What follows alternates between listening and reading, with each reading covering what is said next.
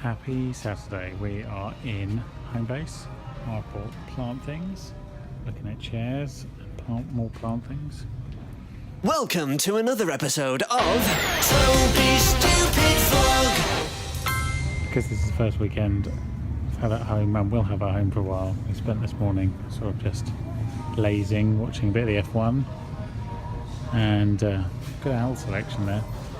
And went to pick up Crystal's wedding dress, which has been dry cleaned, and now we're kind of, well, this is what we do at 6 o'clock on Saturday. Ooh, missed my turn, look at that, good 360, and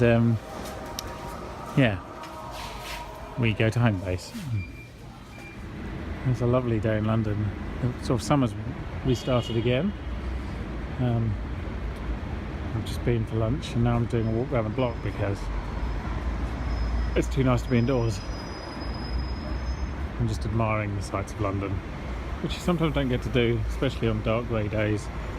Hello, good morning. It's Wednesday. Yesterday was another day at the USP office and wandering around in the sunshine. Today it's a bit grey and there were a lot of thunderstorms last night. But I've got to go up to Rickmansworth to drop off my Norwich luggage to my parents. So I've got 2 bags that are coming to Switzerland via my parents, so I only have to take whole hand luggage because of the number of flights I've got to take and what have you in the transfers. So I've got a bag for Switzerland, obviously, that I'll meet in Switzerland. Then I have a bag for Norwich. So when I get to Switzerland, I'll use my Swiss bag, then leave it with my parents and it will come back. And then I'll swap over to my Norwich bag at the end of the week and take that one, because it's only briefcase size, I can take it as hand luggage. I'll take that one on the plane to Norwich via Amsterdam, along with my rucksack. You're allowed 2 bags as long as one of them is briefcase sized. And and then I'll come back from Norwich with that, and then I have to pick up my other clothes at some point. It's a little complicated. There's 3 flights, 3 bags, anyway. I'm going to go for a little walk, take some photos in Kew. It might be the last day I get to go in before the holidays. I'm wearing my nice new Surrey shirt. It's very blue and excellent. I've also, I said I've got enough polo shirts, I said, before immediately buying this one and then seeing a nice Roger Federer one in maroon, which is currently sitting over there. So I do have enough polo shirts now. I always like to give a bit of vlog clarity before I go on holiday as to what you might see when and where. So I'm going to Switzerland on Saturday morning and I will be there until Friday. And that will be one vlog. It's a normal week. But as soon as I get to Geneva, that'll be the end of the vlog. And then we'll start the next vlog with stag shenanigans if I am sober enough, with it enough, and I have a charged enough phone to manage that. It'll be Dell's stag do in Norwich from Friday evening until Sunday, and then depending on how much of that I film, I might just keep that vlog going all the way till Friday. So I'm not going to have a very unusual schedule. It'll be basically normal. When I upload them, I can only estimate it'll be about 2 weeks later, the current schedule of things. I need to do 1 or 2 today so I'm up to date, and then I just have to this week's to upload before I go away. So I've just come in here to Pensford Field. Look at the amount of blackberries, some of which are ready, like that one for example, and some of which aren't, and elderberries, and then they've got an apple tree next door. It's excellent. And then there's all this London Pride stuff still flowering or just reaching the end. More blackberries here. Problem is the gate isn't always open, so you can't always come and have a nibble. No dogs. This appears to be sort of a plum tree of some variety. Can't work out quite what. It's always a wilderness in here, but that's kind of its charm. It's the fact there's a field in the middle of a town and nobody really knows it's here. It's ever so nice and peaceful in here. I've got to remember to come and bring a long lens, so because there's loads of interesting wildlife here, but you can't actually get too close to it. There's a beehive in the corner over there. There's always lots of goldfinches and woodpeckers and things around. and dragonflies because there's a pond over there, but none of those things you can get very close to without scaring them off, so I have to come back. So made it to Kew, check on the giant scaffolding project.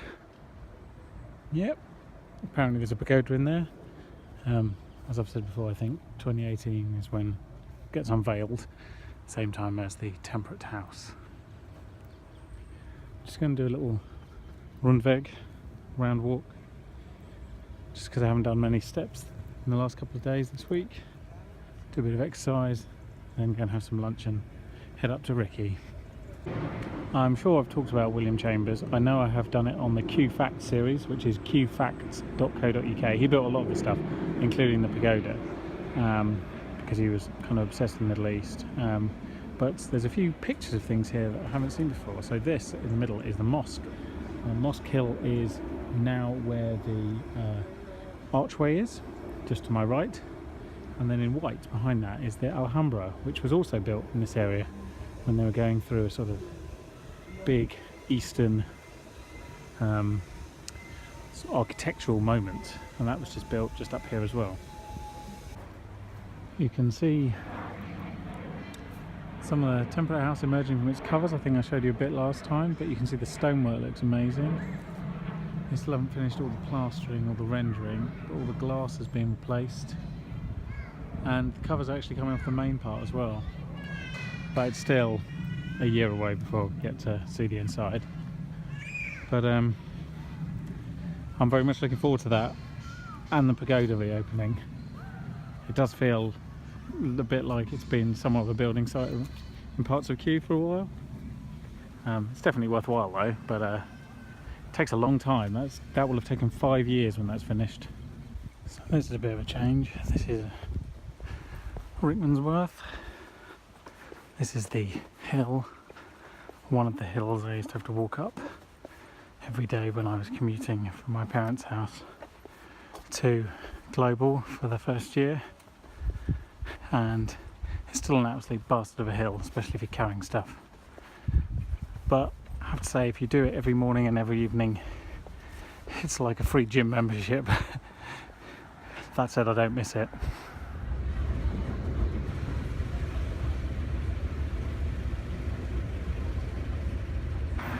So here we are in Bromley, where I'm filming today for Age UK and with a Prudential. Somewhere down here, sort of wandering a little bit. I'm going to cut through the Mall. That could be a terrible idea. These are the sort of glamorous locations you get to see if you're a freelance videographer. So eat your heart out if you've never been to Bromley.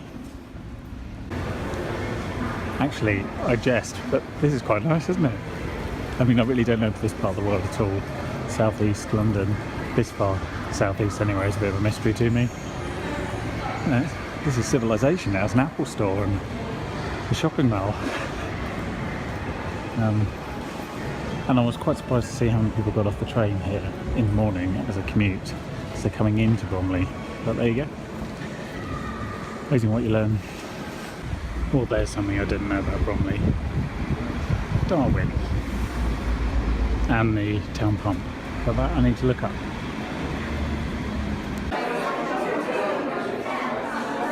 This is where I've been filming today, an Age UK Prudential event at Age UK Bromley in Greenwich.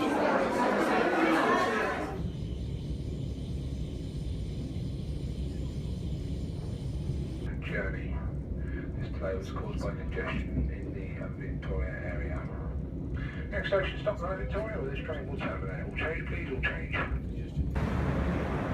So I spent the afternoon up in Tavistock Square, where USP is based, taking in some of the footage I'd shot this morning in Bromley. Excuse me.